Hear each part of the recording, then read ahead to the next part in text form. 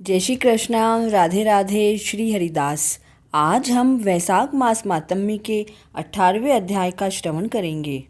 व्याघ्र ने मुनि शंख से कहा कि आपने मुझ अधम पर बड़ी कृपा की है। अब आप दया करके मुझे ऐसा उपदेश दें जिससे मेरी दुष्ट बुद्धि का नाश हो। तब शंख बोले, हे व्याघ्र, यहाँ धूप है, चलो कहीं ऐसी जगह चलो जहाँ शीतलता हो और जल हो। वह व्याघ्र मुनि को समीप ही एक सरोवर के किनारे ले गया। उस सरोवर में बगुला, राजहंस आदि जल जीव क्रीड़ा कर रहे थे तथा कुमुदनी आदि पुष्प शोभायमान हो रहे थे।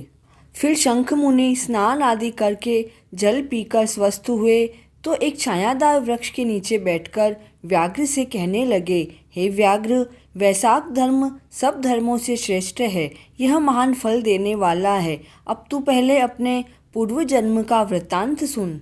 पूर्व जन्म में तू शाकल नगर में रहने वाला एक वेद पाठी ब्राह्मण था। तूने श्रीवत्स गोत्र में जन्म धारण किया। तेरा नाम स्तंभ था। वहाँ तेरा संबंध एक वेश्या से था। उस दुराचारिणी की संगति के कारण तू शूद्रों के समान कर्म करने लगा, धर्म से विमुख हो गया। किंतु तेरी पत्नी ब्राह्मणी परम रूपवती और प्रतिव्रता थी। वह धर्म का पालन करने हेतु तेरी और उस वेश्या की सेवा भी करती और तुम दोनों की आज्ञा का पालन करने में लगी रहती थी। एक दिन तूने भैंसे का दूध पिया और मूली सेवन करने के बाद तिल भी खाए। इस कारण तुझे भगंदर रोग हो गया, जिससे तू महान कष्ट पाने लगा। इस रोग के कारण तेरा धन भी नष्ट हो गया। धनहीन और रोगी जानकर वह वेश्या तुझे छोड़कर चली गई। तब तुझे मालूम हुआ और तूने अपनी पत्नी से बोला, हे सुमुखी, अब तू ही मेरी रक्षा कर। मैं अब तेरी ही शरण में हूँ। तेरी अवज्ञा करने के कारण ही मैं पाप योनि में पड़ा हूँ। तब उसकी पत्नी ने कहा, हे कांत, आप इस प्रकार के वचन कहकर मुझे लज्जित न करें। मैंने ही पूर्व जन्म में कोई पाप किए थे जिनके कारण मुझे यह कष्ट भोगना पड़ा।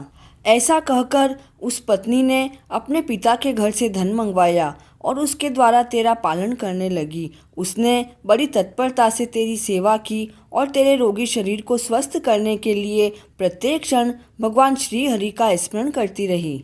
सभी देवताओं की प्रसन्नता के लिए व्रत और दान भी करती रही। एक दिन देवल नामक ऋषि वैशाख की गर्मी से व्याकुल होकर तेरे घर आए। उस पुण्यशिला ने उन मुनि की सेवा की, उनका चरणामृत तेरे ऊपर छिड़का और मुनि को शीतल जल पिलाकर शांत किया। वे मुनिराज आशीर्वाद देते हुए चले गए। इस घटना के कुछ दिन बाद तुझे सन्निपात हुआ। एक समय औषधि पिलाते समय तूने अपनी पत्नी की अंगुली काट ली। तू हर समय उस वेश्या का ध्यान करता रहा और उसी स्थिति में तेरी मृत्यु हो गई। तब उस सती नारी ने अपना कंगन बेचकर तेरी चिता सजाई और तेरे शव के साथ वह स्वयं भी सती हो गई। अपने पुण्यों के प्रभाव से तेरी पत्नी तो भगवान विष्णु के लोक को गई, परंतु अंत समय तक वैश्या की प्रीति के कारण तुझे इस जन्म में व्याघ्र योनि प्राप्त हुई। तुझे हिंसा प्यारी है, किंतु तेरी पत्नी ने देवल ऋषि का चरणोदक तेरे शरीर पर छिड़का था और तेरी आज्ञा से ही उनको शीतल जल पीने को दिया। अतः उसके पुण्य से ही तेरी बुद्धि में धर्म के प्रति यह आस्था उत्पन्न हो सकी तथा उत्तम बुद्धि के कारण तूने सुखों के हेतु धर्म को पूछा है। तब शंख ऋषि से व्याघ्र ने कहा कि मेरा मन अब शुद्ध हो गया है। तब शंख ऋषि ने कहा, तेरा कल्याण हो। वैशाख मास मातम्य का 18वां अध्याय पूर्ण हुआ। जय श्री कृष्ण।